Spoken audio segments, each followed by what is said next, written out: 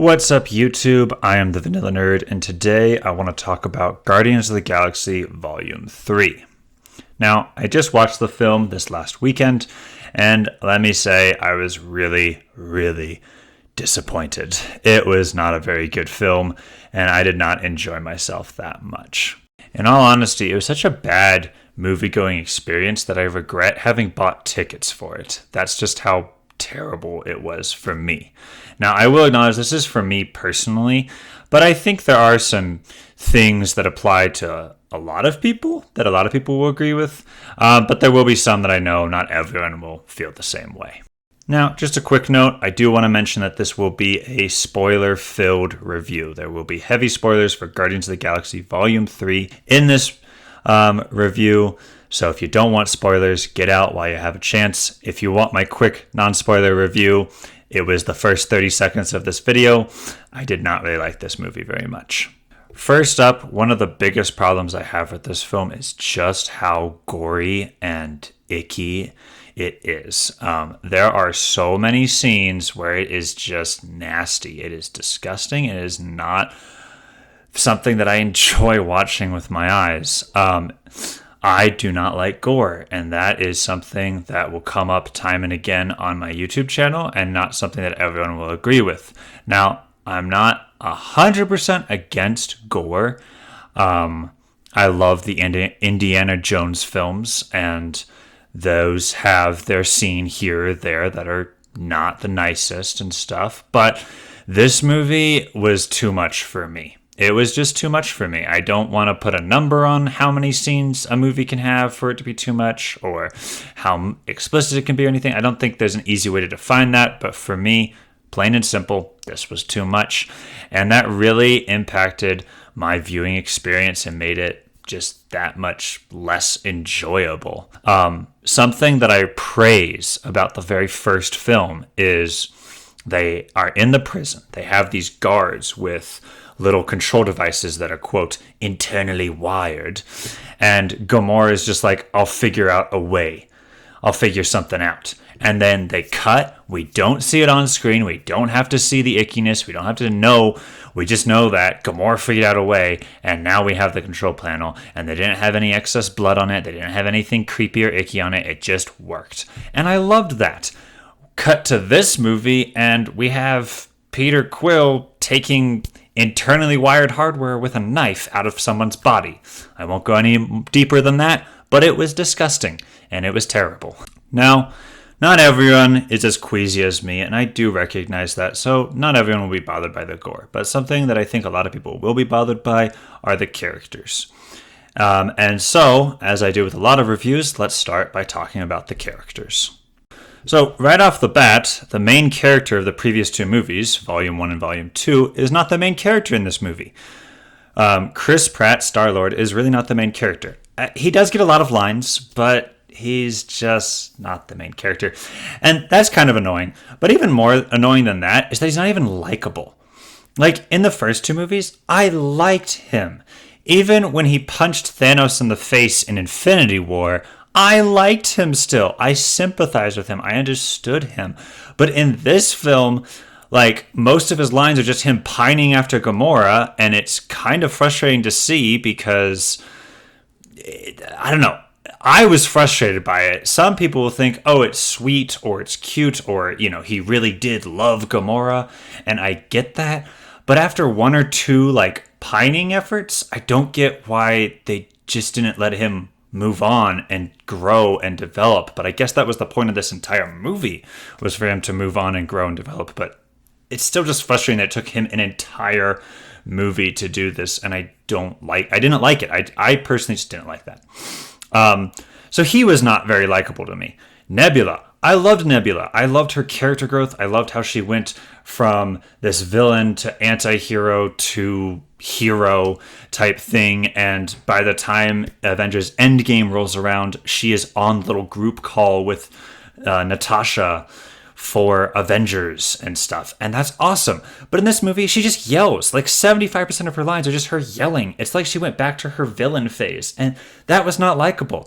My wife actually had a really poignant thought where in previous movies she was cranky and that made her fun and entertaining. In this movie, they turned the crankiness up to 11 and made her just a yelling person, and that's not fun. So I didn't even like her. Gamora, same story. I get that they were trying to show her as a different character. She is distinctly different from the version that we knew her as, and I get that, and I do like that they made her into a new character and they didn't just throw her and Peter back together. I liked that a lot. What I didn't like was that Gamora was just annoying and a jerk. I mean, Star-Lord even says that. He uses a little bit less nicer language in the movie, but he kind of says that she is a jerk. And yeah, it's kind of frustrating. And then at the end, they just kind of had this scene where she gets back together with the Ravagers that she's apparently a part of now. And she's getting hugs and welcome backs and this real familial connection with the Ravagers. And it's just confusing because, like, I thought the point of her character arc in this movie was for her to see the Guardians have a family and the Ravagers don't, but then the Ravagers have a family. So I just don't know what they're trying to tell with that character. I'm so confused. So anyways, let's talk about our main character, Rocket. He actually had a good story arc. I loved seeing the sad, tragic life that he comes from.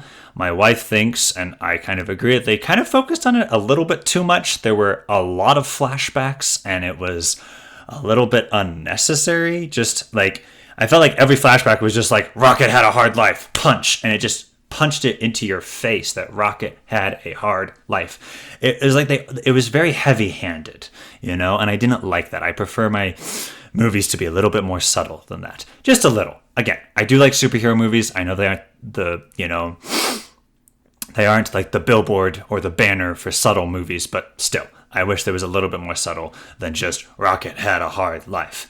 And I'm kind of bothered that our main character was unconscious in real time for most of this movie. Like, why did they decide to go that route? I mean, he was present in it and he was a driving force, but it was just kind of frustrating and weird. And anyway, I didn't like it that much. Some people may have. I didn't mind it terribly, not as much as some of the other character choices they made. And what I did like about Rocket was kind of his acceptance of his old life, his acceptance that he had a hard life, and then moving on. And it ties in perfectly with the messaging in Guardians of the Galaxy Volume 2, where it's like, hey, he did have this family, but then they all died, and now he has this hole in his heart, and he never wants to love again because he's afraid that they're just going to die again. And so that's fantastic. I love seeing that growth and seeing how well it connects with the second movie. So Rocket was done really well, and at the end, when he accepts that he actually is a raccoon, I didn't know I wanted that, but it was phenomenal. So that was probably my favorite part of the movie, is when he actually says, I'm Rocket Raccoon. And so good. So good. The only other character that actually was kind of cool to see was Drax. And I feel like with Drax, they really wanted to make up for the lackluster showing he had in Avengers Infinity War and Avengers Endgame, which I get it. But in this one, like, they show him being super strong, knocking down doors, being able to stand with Adam Warlock a little bit, punch him a bit. And then they show him having this caring side, and he's not just the jokes guy, he's funny and stuff. And it almost felt like a slap to the face to the audience, where it's like, he's not just jokes and stupidity, he's also caring and loving and stuff. And it's kind of funny to me. I didn't hate it, I didn't love it. I'm fine with Drax. I never really cared one way or another about him. I did like that we saw him be really good with children. That was fun. And so I'm happy for Drax. Yay. But yeah. So where does that leave us? Well, that leaves us with one main character that I actually really like, i.e. Rocket, and then a lot of other main characters or side characters that just aren't very likable. And if I don't root for your characters, I don't root for your movie, and I don't like your movie as much, and that's why I struggle so much with Guardians of the Galaxy Volume 3. One note with all of this in talking about character is that characters yelling doesn't make them more emotional or make me connect with them more. There was a lot of yelling in this movie, and it felt very needless, and it felt very forced, and very just like they were trying to shove emotion into this film when there really just was none. And that's what I felt. I don't know if everyone will agree with me, but that's what I thought, and I did not like it. Not a fan. So yeah, this movie failed on character, and therefore it failed for me. Now, I am not just a character guy. I also love good plot and fun settings. In terms of the setting, I'll get this one over and out of the way with. It was a fun setting. I actually liked it. It was classic Guardians of the Galaxy style fun.